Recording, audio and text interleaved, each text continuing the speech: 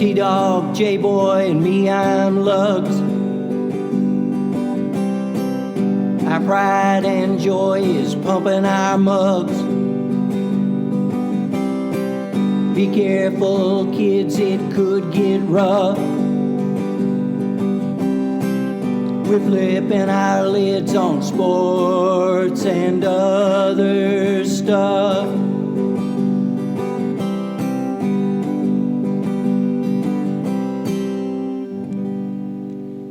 Welcome to Sport Weasel Central. I'm Lugs. I'm J-Boy. And I'm T-Dog. T-Dog, man, what are you doing? Eating over there?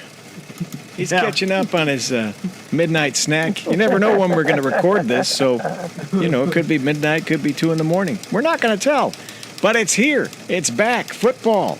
And here's what we have on this episode. Some recaps of the big college games, picks for NFL season week 1 openers, which we're very excited about, and who we like and who we don't. Plus, Coach Prime does what he says he does. All he does is win. But first, breaking news. Right out of the gate, 25-year-old Nick Bosa signs the Mac Daddy of all contracts, $170 million with $122 million guaranteed, making him the highest-paid defensive player in the NFL in its history. Lugs, that is some serious walking around money for that man there, Nick Bosa. What do you say? Yes, it is, but I do think he's worth it. That line without him wouldn't be anywhere near as effective. But, and he gets bragging rights because he surpasses baby brother Joey. Joey only signed $102 million. Dang it. With the Chargers. So he gets the bragging rights when they're around the table there.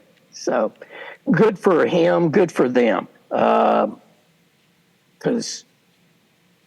a guy like him, you don't get every day. He's an Aaron Donald type guy. So I say win-win. What do you think, Dog?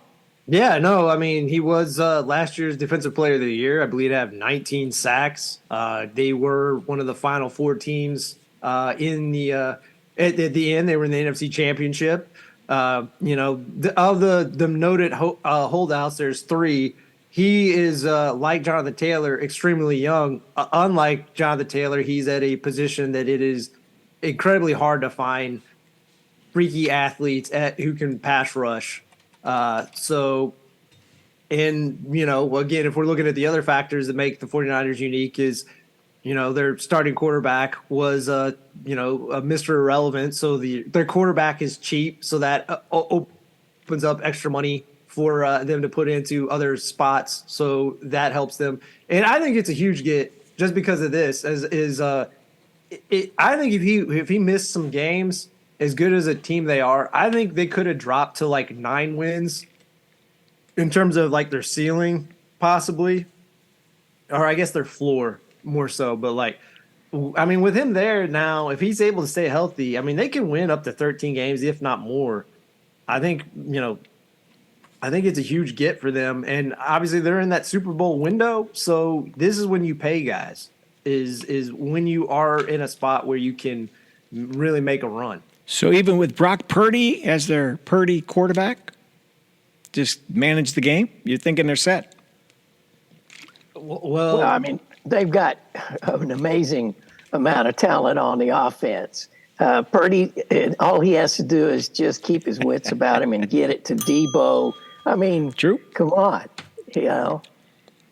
Debo, Ayuk, Kittle when he's healthy, Christian McCaffrey out of the back. Like we said, they have a light them up, an elite death squad skill group. So light them up, boys, light them up. Okay, so that's that.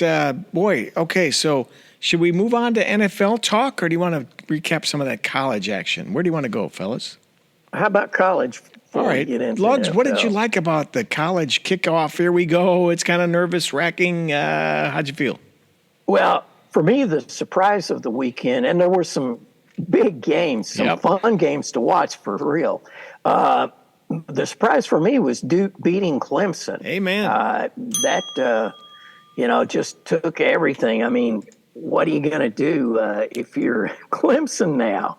I mean, you were expected to be the big dog. So that was the big surprise for me. But what do you think about that game, dog? I think I mean Duke won, I believe, with 8 games, or no, I think they won 9 games with the bowl game last year. So again, Duke was not a team to be taken lightly. That being said, I want to give a lot of the compliments to Duke's special teams and defense. I mean, they had 2 blocked field goals by Wesley Williams, so that's 6 points off the board, and then both fumbles by Clemson were in not only in the red zone, they were essentially goal to go situations. And in the fourth quarter, Clemson was at the goal with a chance to take the lead. Anthony Nelson forced a fumble, and then Jalen Stinson ran it back 33 to the Clemson 33-yard line, and that's when Jaquiz Moore would go on to score on that possession. That put the Blue Devils up 21-7. And then with 5 minutes to go, Cade Klubnik, the quarterback for Clemson, he was intercepted. And then Jordan Waters on that possession too, he ran it back for a 36-yard run, and that just put them up like 28-7 for the ball game. You are right. I think Clemson is as bad as that score indicates, but you look at, we'll probably talk about it a little after this one, or maybe it's the next game you want to talk about, Lugs. When you look at what FSU is, when you look at what UNC is, Clemson, and even, again, going back to Friday, what possibly U of L is this early on in, Brahms' first year, this is going to be a hard dose of reality for Clemson possibly this season. I mean, you lose that game, you're already 0-1. You're kind of already written out of the national championship possibilities. I mean, right? Unless the bottom fell out for Alabama, Ohio State, Michigan. I mean, it's Georgia. It just is crazy. I think the most, I guess, unlikely for me was the way FSU handled LSU. Yes. The first half, it was fairly even ball game. And then the second half, man, they just came out and it was like LSU had just run out of gas. I was surprised that they weren't in better shape. They looked gassed, especially like the fourth quarter. It was over with. So FSU, I think they're legitimate because they were playing a legitimate FSU team. A lot of these early games, it's patsies. Let's just be honest. But that was a legitimate game right there. Ball State, Kentucky, that kind of thing. Right. Yeah. What do you think, T-Dog, about that? I think conditioning played a factor. I'll hit 2 other factors that I think led to FSU over LSU. Not to say that Daniels doesn't have experience. I believe he has 5 years as being in school. But guess what? 5 doesn't beat 6. Jordan Travis, his time, maturating in college football, like it really worked out. He threw for 342 yards passing. He had 4 touchdown passes, 1 INT, 38 yards rushing, and a rushing touchdown. I mean, but if you go back and watch, just his pocket presence was exceptional, and he hit some really nice touches on some throws pretty much all night. And with experience, I want to say size, because the guys he was really keying on, the transfer from Michigan State, Keenan Coleman, I mean, he was just using his size to just rip the ball away from Seminoles. He had 122 yards receiving. He had 3 touchdowns, and he was just bullying guys left and right. And then even though he didn't score a touchdown, the dirty work guy, Johnny Wilson, he had 140 yards receiving, but you watch him, he was moving the chains, and on some of those big plays, like he was getting out there hitting blocks, like just opening up alleys for guys just to shoot up the field. So it was impressive. Again, I think LSU is maybe in a Clemson situation where I think they'll still finish with a respectable season. I don't think they're as bad as they looked like week 1, but to be fair to your all's points, I think their chances of being a true contender for the title has already been dashed. Okay, question. Is Brian Kelly a real football coach? Here's why. Him leaving Notre Dame always felt fishy to me. Why would you leave Notre Dame to go to LSU? Now it feels even fishier. I think he was outcoached by our guy. We've been watching him since he was at Memphis. Mike Norvell, right? Yeah. It's one of the coaches I got right. Right. I mean, you got Matt Rule wrong. You admitted that, right? Matt Rule. Josh McDaniels, I got wrong. Josh McDaniels. But Mike Norvell, and I just think he was – Norvell looks the part. Kelly looks kind of old, and the pregame he looked rough. He looked like he was lost, a deer in the headlights. And did you know this is FSU's first top 5 ranking in like forever? So good for them. I think LSU, that's trouble. Yeah, it's going to be interesting to see what happens down there in the Bayou Country. Amen. If they lose a couple of more games this season, because they were, chomping at the bit. They thought they had the coach, they had the players. Let's go. They got Brian Kelly A2 is I think what they got right there, baby. Yes, sir. I just hope the more that the pressure mounts, he becomes more and more acting like he's like Crail, like he's just like always doing press conferences, eating po' boys, and like Wouldn't it be great? Like on one of those like a fan boats, and he's like, "Oh, let me tell you something, there, boy." Well, but wait, Lugs missed something too, because Kelly's physique is kind of he's bulked up a little bit, let's say, and Lugs, you're always quick to point that out about guys like Mike McCarthy. So, yeah, I think he's been eating a little A2 little what'd you say, po' boy? Po' boy sandwiches. Po' boys. Yeah. Those shrimp po' boys. Yeah. They're good. And some beignets. By the way, I was going to mention Travis, he qualifies for tenure and a pension. He's been there so long. We're going to miss these COVID years, aren't we, when these guys have had 5, 6, 7 years of eligibility and they've got gray hair and they're 27 years old? We're going to miss that in a few years and go, who's this kid in there who's 19? All right, what other game do you want to cover before we lose it here? Well, I think, we have to go with Coach Prime. For real. Yeah. I will say this. I was most impressed by his 3 5-star guys. One being, when I heard that his son was the quarterback, Shadir. You didn't like that, did you? I did not. But, man, I watched that game. That's one of those. I mean, yeah, TCU played in the national championship game last year, but it's not the same group of players that were in that game. I would say that TCU's in a rebuild year, and Colorado, they won by 3 points. So let's not go crazy here, but it was cool. And my favorite part was the post-game interview. Apparently some guy there in Boulder for the newspaper had just been giving Coach Prime hell about, he's overhyped, he's this. Yep. And Coach Prime called him out, and he goes, he's in a press conference. He's in this guy's face. Do you believe? Do you believe? Do you believe? And the guy's just kind of cowering. He goes, you don't believe.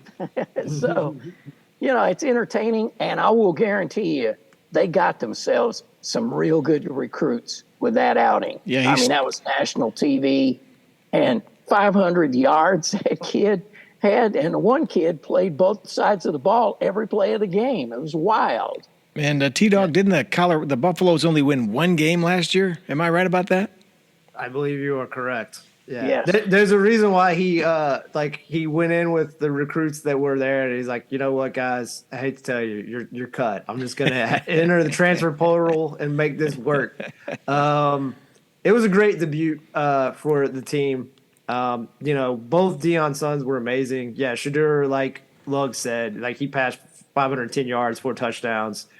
His other son, the safety, Shiloh Sanders, he had 10 tackles. And the one guy that who was the major recruit, who was supposed to go to Florida State. Think about how great Florida State is that they had Travis Hunter, the corner / wide receiver. He had 3 tackles. He had an INT. He had, I believe, 11 receptions for 119 yards receiving. I mean, he was doing everything. Now, I'll ask a question at the end of this on this bridge of it. And the craziest thing is too, their best receiver in that game was actually the running back Dylan Edwards. I mean, he had 135 yards receiving and 3 touchdowns.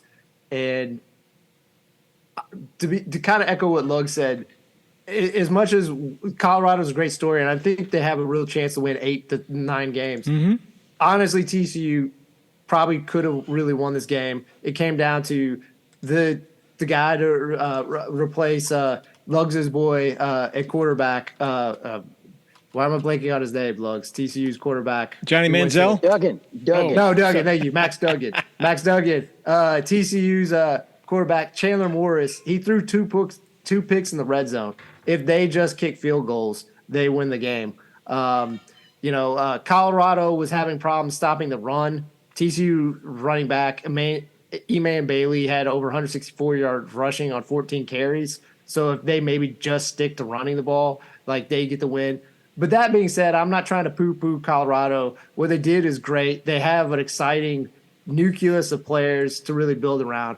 But I will say it's going to be hard to get more than 8 wins for the Buffaloes just because they still have on their docket Oregon, USC, Oregon State, and Utah. I mean, they shouldn't be favored in any of those games, but with as much as their talent kind of showed out in this game, I'm not saying they don't have a chance.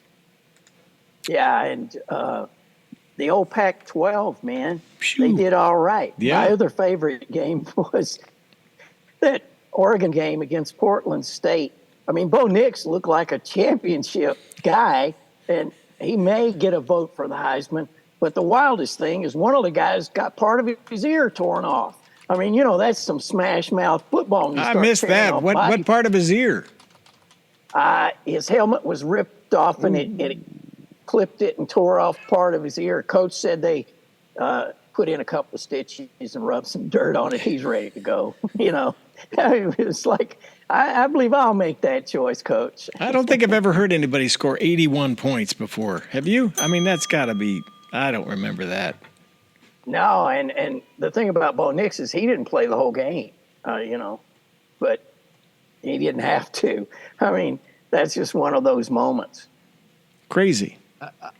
I think the last game I just talking about putting people like Colorado put the country on notice. Another team I think they kind of put everyone on notice to some, and more particularly the Big Ten. It's been a big bugaboo. James Franklin's done a good job at Penn State, but one of his major problems he had all during his tenure is he's had like Sean Clifford as his quarterback. No more. He's got Drew Aller, who displayed – the full toolkit. His first touchdown pass, he eluded pressure. He stepped up in the pocket, and then he hit Keandre Lambert-Smith deep, and then he took it to the house.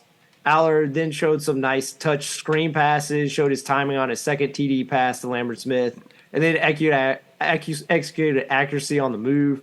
And then you saw his strengths on some passes outside the hash marks. I'm just saying this. If with the talent they usually get at other spots, and now they finally have talent in the most important spot, I think they are the team to beat in the Big Ten. Yeah, and then you've got, what's his name, Tribula, who's the backup quarterback, who is a fine quarterback himself. So if Aller goes down, they're going to just move right along. And that defense, I saw some of that West Virginia game. That defense, they were nasty. Yeah. Typical for Penn State linebackers, of course. I think they will compete for the top end there. It'll come down to, I think, Michigan or Penn State. Unless Ohio State's quarterbacks have, level up eight more times than what they did against Indiana. They're not going to even be in the conversation. Michigan and Jim Harbaugh's last year. Yeah. Well, and he's not there for 2 more games. Yeah, maybe not any more games. Oh. All right, but T-Dog, hold on. Sean Clifford, man, he's on the Packers. Careful what you wish for there. You know what? I believe to some extent in Jordan Love. You know what? I'll continue to eat crow on Sean Clifford. I don't believe in Sean Clifford. I'll state that boldly and proudly. And you, sir, are no Sean Clifford. Okay, let's. We want to talk any others? Go ahead. Any other games? I just wanted to mention one thing quickly. Yes, we have. I did not realize that Bobby Petrino was the offensive coordinator at Texas A&M. He is. That must be an interesting moment when Jimbo Fisher and Bobby go head to head. How does that conversation go? How does that go, do you figure? Woo, I don't know. Good. So I just saw, I mean, they did well last year, considering, Nick Saban said it. They were absolutely buying players, but then who isn't? And couldn't win a game, man. It was like crazy. So to bring in old Bobby, they'll score some points, and they do have talent. But I was just sort of I saw the shot of those two guys on the sideline, and it was like, what's wrong with this picture, kind of a thing. I don't think Bobby will last the whole season. I really don't. Yeah, but all the motorcycle dealers are closing up early down there now. Ooh. I was not going to bring up motorcycles, cheerleaders, or any of that. So I'm going to let that one go. All right. Any other games you want to touch on, Tito? No, I think that we could do more, but I just wanted to keep it to those bite size because it felt like they were at least those are kind of like what you all said. Like a lot of the other games were tomato cans for the most part. I just wanted to focus on games where there was competition or like there was something where it felt like definitely like Colorado where it's a breakout and this team's going to matter. I'm not going to say it's going to be a top 10 team, but they're going to matter this year and definitely down the line 2 to 3 years ago. Years down the road, they're really going to count. Well, it's off and running. It's fun. It's every week, and it just makes the fall and the late summer months here just so much more enjoyable. Welcome back, college football. Lugs, how about a little sports of yesteryear? You ready for that? Hang on just 1 second. Yes, sir, I am. All right, here comes your rip roaring open. He's our man out there in the field. He's Lugs. He drives a Cougar, any car with a cat named Bobcat, any car like that. And he's here with sports of yesteryear. Go ahead, sir. All right. 1920, Jack Dempsey KOs Billy Miskey in 3 for the heavyweight boxing title. The real note here was it was the first ever radio broadcast of a prize fight. 1946, All-American Football Conference begins regular season play as the Cleveland Browns beat the Miami Seahawks 44-0 before 60,000 people at Cleveland's Municipal Stadium. 1975, Czech tennis star Martina Navratilova asked the U.S. for political asylum in New York City during the U.S. Open, and it was given to her. 1987, Saskatchewan's Dave Ridgway kicks a CFL, that's Canadian Football League record, 60-yard field goal. And in 2018, the World Surf League announces that in 2019, it would give equal prize money for men and women across their elite events. The first U.S.-based global sports league with gender pay parity. That's it for this edition of Sports of Yesteryear. Thank you, Lugs. Okay, I just have one quick question. The All-American Football Conference, what was that? What is that? It's pre-NFL, I guess, or side to the NFL. It was the USFL of its day. I don't know. I should have done more research. Cleveland Municipal Stadium, sure, that's the old Mistake by the Lake there. Oh, yeah. That was held like, 80,000 people in the Jim Brown era. And I have not heard of that. The Miami, what'd you call them? They were the Manatees? Seahawks. Yeah. Wow. Dang. An interesting time in T-Dog, football. do you have one of their sweatshirts, a vintage one or anything like that? No? No, I was hoping for the Miami Sound Machine was the name of the team. All right. Now quarterback Gloria Estefan. Gotta be doing something. The fumble's gonna get you, the fumble. Okay, so we're now on to the National Football League. Wow, what are you looking forward to most, Lugs? A game, games, what are you looking at?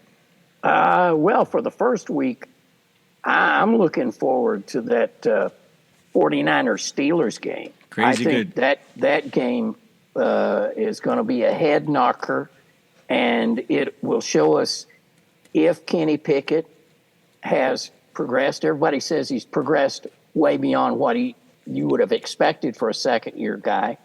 And you got to look at the 49ers. If you're going to actually compete for a championship, you're going to need to beat the Steelers. You really are. So that's the game I'm looking for. I mean, you got George Pickens. I want to see him because he reminds me of Megatron. So, I mean, let's face it, I love NFL football, but this week, that's the game that really interests me. T-Dog, as I tossed to you about that game, Pittsburgh 49ers, you know, James, friend of the show, cleans the building, you know. James, Yeah. Huge Steelers fan. He's so fired up. Thinks this is the year. Going to beat the Niners. So, James, shout out to you. Go Steelers, go. All right, T-Dog, on to you. Yeah, definitely. First, shout out to James, and he'll like this. I mean, it's definitely one of my favorite games that I'm looking forward to. It's not my main one, but that 49ers, that Steelers game, that is the game I'm most likely looking at as an upset. Because it's week one. I like it. Luckily, they got Nick Bosa back, but you don't know if he's in game shape, ready to go. Brock Purdy's coming off a major arm injury. All preseason, we talked about Kenny Pickett. Looks like he's not taking a step. He's taking that leap, And, George Pickens, I got to talk about George Pickens too, like Lugs. He looks like the bulkier brother to A.J. Green to me, which, again, like Megatron or bulky brother A.J. Green, either one of those would be a great wide receiver. I think that's what George Pickens is. And, then in the preseason too, you get out of Wisconsin, you get rookie Nick Herberg. I think he had 3.5 sacks. I know it's a preseason, but they already have Watt and Highsmith. So if they have a third rotational pass rusher to go along with all those other components they have on defense, I'm just saying it's in Pittsburgh. It's week one. They have a lot of crazy stuff they're probably going to be dealing. I smell an upset. Terrible towels are flying. A lot of black and gold. No, still only got one logo on the side of the helmet. Love it. It's old school. Smash Mouth. Yep, I'm with you. Now, I will say to I guess finish up the question that you asked, J Boy. The game I'm looking most forward to is Bills versus Jets. Yeah, that's a good one. Because both these teams have Super Bowl Monday Night aspirations. Football. Right. Yes, you're right too. I'm trying to help the company. Josh Allen. These last 3 years, he's played at an MVP level. Aaron Rodgers has been MVP 4 times. They're both in the AFC. It's difficult, but both these teams are also in the AFC East, which is the gauntlet. It's week one. This is where the new look Jets can showcase. They're going for the throne. And I just think this is where the Bills can stomp out the usurpers, early and, make a claim that, not this year. We're going to win it again. I think it's going to be tight. I think both these teams are going to throw out the kitchen sinks because they want to start off with the lead spot. So and make a show of it. And the numbers will be huge, and it'll be Joe Buck and Troy Aikman just boring us to death. But I'll take one for the company, too. Go, Troy. Go, Joe. Woo!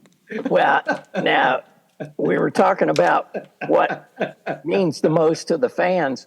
I think it's this game as well. Oh, yeah. I think for the Jets, it's absolutely because the Jet fans have gotten a little cocky here. Right. And obviously Buffalo fans have been, rabid about that team because other than that, the Bills, they got snow. That's about it. So well, and right, you're a Jet fan, and you say this is why we brought in Ayahuasca Boy, whatever it is, to win this game right here. I mean, without a doubt. And if I may slip ahead here, my upset is the Jets over the Bills. I think they're going to do it. You are a trading son of a gun, man. You're going with Aaron Rodgers? I got to. I'm cutting your mic right now, dude. Cutting it.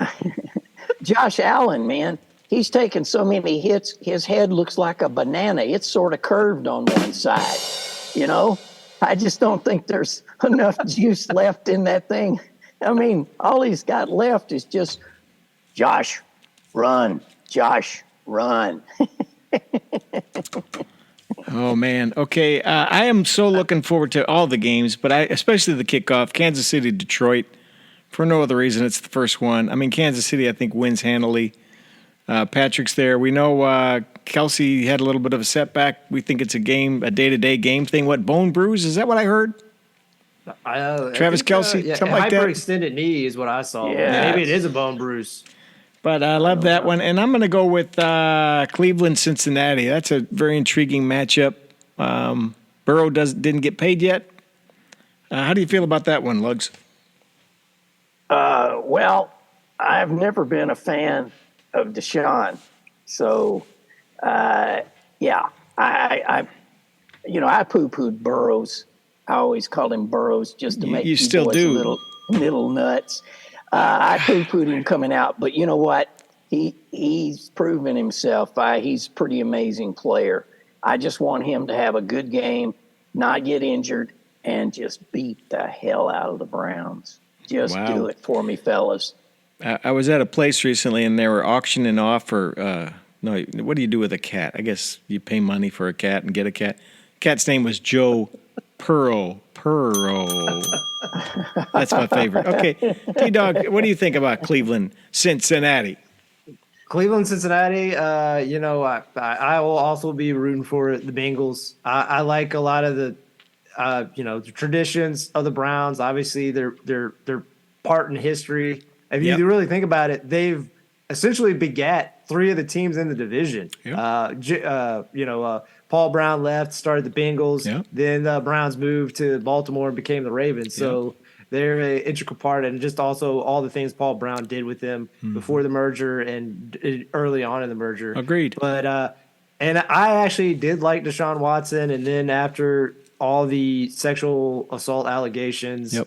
and allegedly, in terms, I gotta say, just for us, Yeah, we don't got a lawyer. Yeah, but just after the not only when you read the accounts, but how many there are, it's hard. Even for Browns fans, it's got to be hard to root for that team. But I expect that to be also a very competitive game. But I like Denzel Ward. I think he's a great corner, but I just think Jamar Chase is going to get open at like 2 or 3 times, and he's going to make them pay.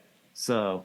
Well, and congrats to you for using the word of the day, begat or begot. Thank you for that. We give you extra points out of the dugout He for went that one. biblical. Biblical right there, baby. And I just figured out you don't you adopt a cat. That's what I was trying to say. Joe Burrow. I'll keep working that one. Lugs, I love Chicago, Green Bay. Obvious reasons, but nearly 205 meetings. I think lots to prove here by 2 quarterbacks. Lots of changes on both sides. Got Eberflus, who needs to prove if he's a real head coach. You got LaFleur, who needs to prove if he's a real head coach. Yeah. Just my biased opinion there. And I love that game. And it's a late afternoon game on Fox. I think it'll get a lot of love. No pun intended. And I think it's a good one. So that's my pick of the week as well.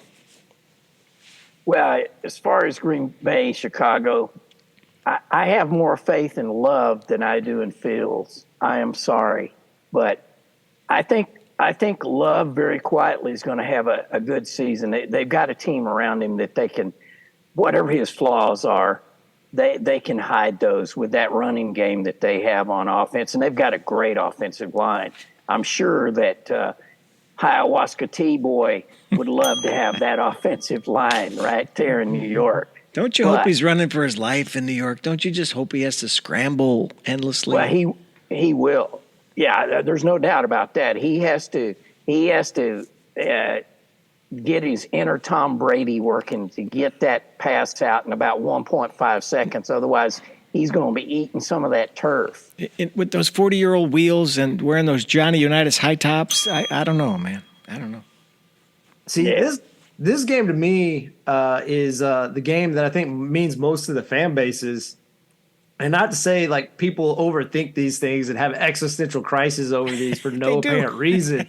But Green Bay has had a Hall of Fame quarterback for over 30 years now. True. They had Brett Favre from 92 to 2007, Aaron Rodgers from 2008 to 22. During that period, Green Bay has owned the division for the most part. The Vikings have snuck in sometimes. The Bears have snuck in sometimes. But predominantly, it has been go, Pack, go.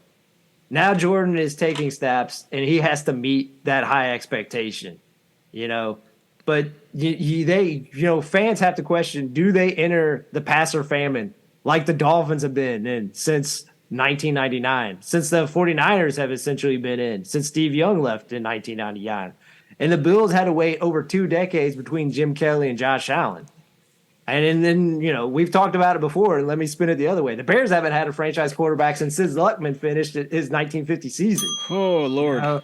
They had some short-lived glory with Jim McMahon. They missed on K. McNown. They traded picks for Cutler. They traded up for Trubisky, and now they have Justin Fields. Year one, Poles, Eberflus. I mean, they scorched the earth to create a harvest possibly for year 2, year 3. This is year 2. I'm not saying they need to win the division. I'm not saying they even need to be 500, but they have to show drastic improvement over what they did last year. Fields maybe doesn't win the division, but he has to take a significant step. I don't think he'll take a leap like we saw with Pickett in preseason. Like, I don't know. I will at least agree with Luggs. I don't see Fields taking a leap, but I think he will take a big step. And I know these are very ambiguous terms, but I think we kind of know what that means to some extent. The pressure to win is really going to ratchet up because this division's wide open. Because we've already said, I think Kirk Cousins is good, but he might only be in this division for one more year. Goff is questionable being the long-term starter. This is a turning point for this division possibly. Could Love be the long-term starter? Could Fields be the long-term starter? Again, I know what Luggs is saying a little bit on Love, but I keep going back to how they constructed that 2-year contract to avoid the 5th-year option. They've had Love there for 3 years. To some extent, you offer a guy that contract. I don't think Nebraska is completely sold on Love. Yep. I'm not saying he's going to be bad. I just feel they know he is not going to be that gold jacket guy. This is only one game, but like I said, it feels like it possibly has the prophecy of what the NFC will become. And like I said, this is all existential mumbo jumbo, but that's why I think it means so much to the fan base. It feels like if one team crashes severely, there are elements of that fan base that are gonna go into a nihilistic abyss. Wow. Will fondue drownings become a thing? People falling into their fondue. hey, it could also happen like people like try to suffocate themselves with Polish sausages. So I mean, it could go the other way too. Man, So. I feel like I just saw the trailer for a dystopian film, like The Hunger Games or something, man. That's out there. But so basically, what you said in 4 or 5 minutes is Green Bay is going to win. Is that it? That's about it. Oh no, I'm not saying the Green Bay's going to win. I think they will, though. I think they will. You think they will? Yeah. Oh, yeah. Man, I'll go with Luggs on that one. I think, Love's going to have his moment, and I don't know. This is the one that if you want me to poke holes on Green Bay, just so I can go the other way, just play devil's advocate, since both of you all are saying Green Bay is winning. Here's the things I will point at. Number one, this is his second game starting, right? He started that one game against Kansas City of COVID. So this is his second game starting. Which was a year and a half ago, right? Yeah, number one. Number two, Christian Watson is very talented. I think Romeo Doubs is a solid chain mover. I think Jalen Hyatt, their rookie, has potential to be a very good player down the road. You have a guy who really didn't start all year in Christian Watson. You have a guy who really didn't start all year in Romeo Doubs. You have a guy in Jalen Hyatt who hasn't played one snap in a regular season game. Even their tight end, Luke Musgrave, who is exceptionally talented, has never played an NFL game. But what about that backfield, dog? The backfield. They do. But here's another thing. The phase that everyone forgets. They essentially have a rookie punter, I believe. They have a rookie kicker. So you have. So they both have fresh legs, is what I'm saying. Give me a break. Give me a break. Hello, caller. So, see, they're not going to pass the ball, dude. They may let him throw a couple of outs, a couple of beers, but they're not going to. Now they're going to run that ball down people's throats. They got the offensive line to do it, and they've got 3 really good backs. That's what they're going to do. Well, speaking of running the ball, as many, I believe there's now 8 first-rounders on the Green Bay's defense. They have never played like a defense that has had 8 first-round picks because Joe Barry, I'm not saying he won't make me crow. Like, he has been a mediocre to awful coordinator because considering how much talent they have, like, these guys should be one of the top defenses year in, year out, and they're not. And one of their particular weaknesses is the running the ball. Well, with Justin Fields, with Khalil Herbert, with Roshan Johnson, with Dante Foreman, they're going to also pound. So you like it. I'm just It's saying. still black and blue, man. I mean, it's just to beat them up. I think the thing we all like about it is like how we're talking about how both these teams are going to run. This game's going to be over in maybe possibly less than 2 hours. So It's the shortest game. It's at Soldier Field, so you know it'll be amped up. Everybody's been hungering for this game, for Fields and the changes and the new leadership there. Maybe you're There's so onto much to something, like. huh? There's so much to like. Yeah, there is. It's they like say, real for football. fans. I mean, it's going to be good. yeah. They might even throw out the old wishbone option there, and T formation and Frank Broyles. 5 yards in a cloud of dust, Sid Luckman, rest in peace, my friend. Okay, fellas, what other games are on the docket, or did we cover what we need to cover? What else do you have? If we're through with NFL, do you have anything else in dog on the NFL? I was going to say, I guess one more game I just want to throw out there just because I think most people will think it might be, an obliteration. I'm really fascinated to watch Philadelphia Eagles versus New England, and I understand why the Eagles should be favored by a lot. I just want to say this. Their offensive coordinator, and look, it's Belichick's fault, but like they had a defensive coordinator be their offensive coordinator last year. Bill O'Brien, he's not maybe like a true innovator, but like he is a solid guy who I think can run a competent offense, right? They were woeful in special teams last year. And historically, Belichick is usually in the top 5 to 10 in special teams every year. I don't know what happened last year. I doubt that will happen again. All right. Their defense was one of the top 3 best defenses.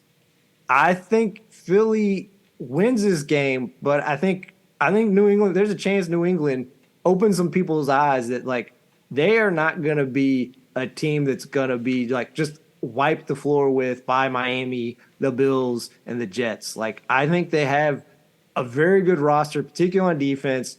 I still believe in Mac Jones, particularly now that he actually has an offensive coordinator who actually knows how to run an offense and isn't a guy who is a rocket scientist who, when he was a head coach with the Detroit Lions, was just an absolute embarrassment. Like he has a guy there.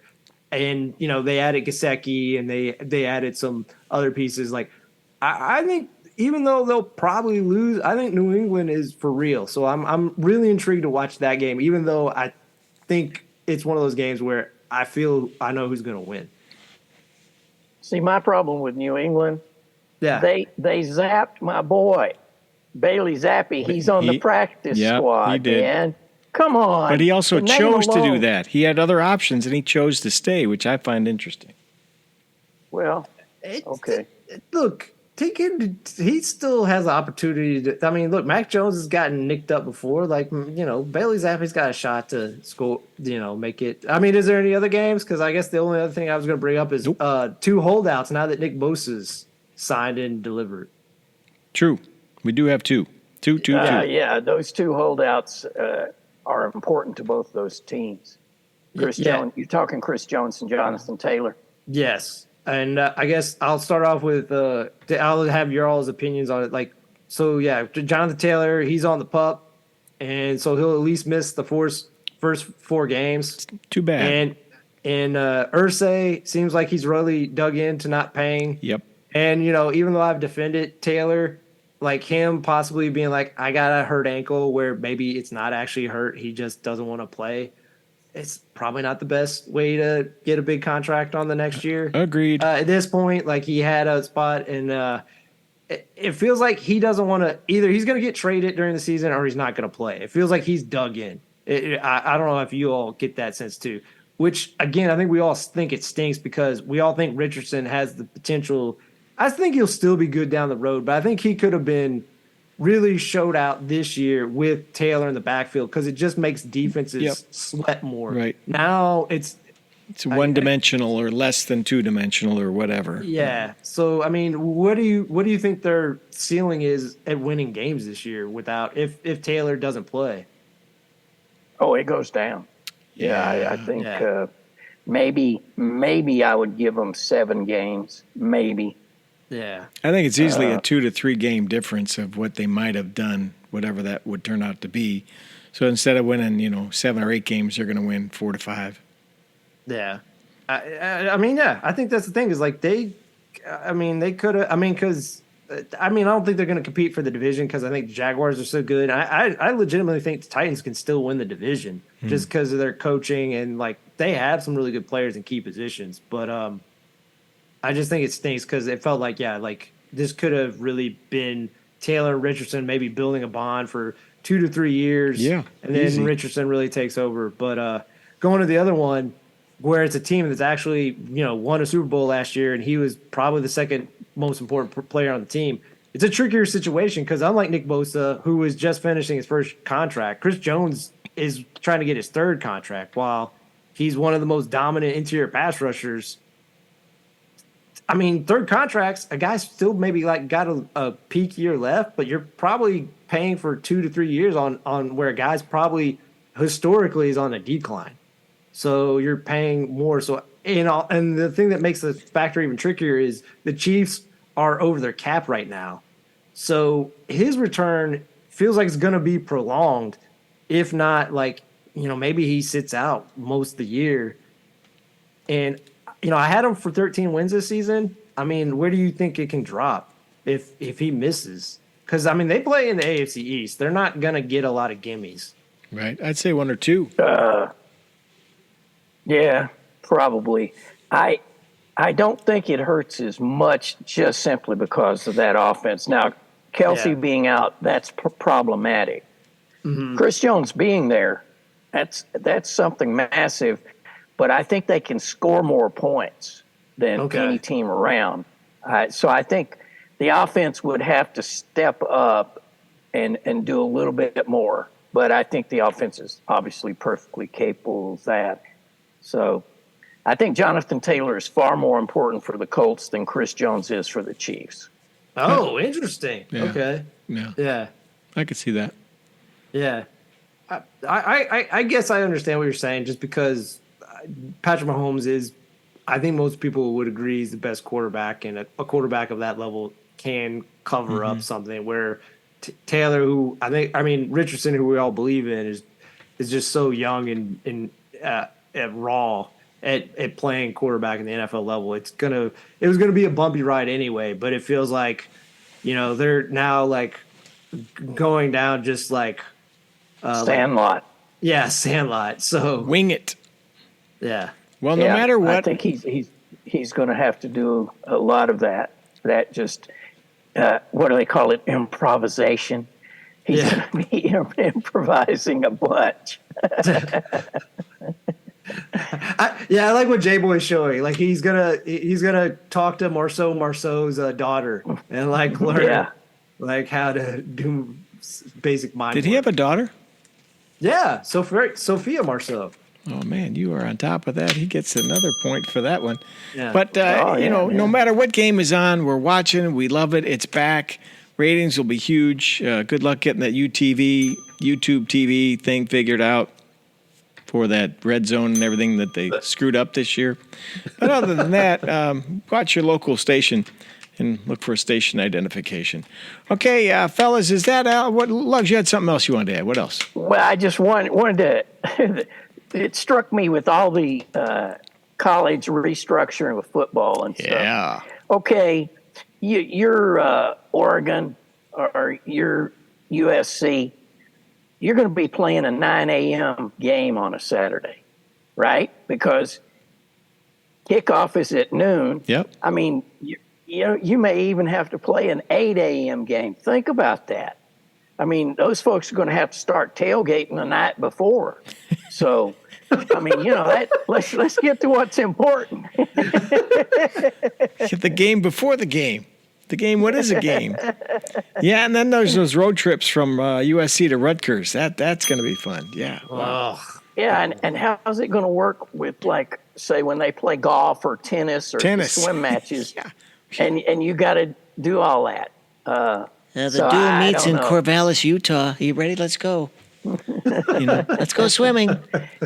By the way, I don't know if this is true or not, but I heard that the quarterback for Duke, because they were prepping for that Clemson game, he was a little behind on one of his papers, and he asked for an extension, and the professor said, you got to deliver it. So, academics at Duke, baby, they will kill you. That's the reason your boy left Notre Dame to go down to LSU, Brian Kelly. Good point. He didn't want to deal with that, all of that. It was athletics for him, not academics. It looks like it's. So- I think the first point you made. It's po' boys for him. I think is what that is. Yeah, I mean, there's poor boys, beignets, Hoo-yay! was it Hey, Bitouffé? touffee, hoo-ah, Yeah. hoo-yah. So. All that. Yeah. Well, that Stuff. and also the last 3 coaches at LSU have won championships, and besides Nick Saban, Ed Bergeron. say what you will about Kelly. I think he's better than the other 2. Ed I Bergeron. think Kelly's. Where's Coach Ed Bergeron anymore? Oh, Where's he? what's wrong? He talks like this. Where's he at? Where's he at? LSU tackles. Let's go tackle. Bayou Bengals. Whoa. Bayou Bengals. Let's go. Joe Burrow, he threw a lot of touchdowns just so Justin Jefferson and Jamal Chase. It's all great. Yeah, everybody on Texas. Yeah, I got to make a lot of money. I love it, baby. Cool Joe with that big stogie in the locker room back in the day. Okay, what else? That's it. I think That's it. Dang, we're done. All right. This has been Sports and Other Stuff, brought to you in part by Swendella Bread. At 3 in the morning when you're in bed, Swendella bakers are baking bread. That's the reason it tastes so good, like oven-fresh Swendella should. There's a baker there. We like him so much, they named him after a food. His name is... Fish. And this week, the #1 fan of the Bears, Fish, is celebrating the 1963 grand opening of the Pro Football Hall of Fame in Canton, Ohio. The first class enshrined founder, owner, and coach of Chicago Bears, George Halas. Can you name players in the first group of inductees? We'll give you a couple. Red Grange, Bronco Nagurski, and Jim Thorpe. Come on down this Saturday at 1 p.m. Special guest for this celebration will be the meanest linebacker ever to decleat an opponent, 80-year-old Dick Butkus, who says he'll slap the coconuts out of anyone who mentions Ray Nitsky. So come on down. Coconuts. This has been Sports and Other Stuff. Next week, we'll get to that true TV program schedule, we promise. Radio home of millions across mid-America. We'll see you next week. So long.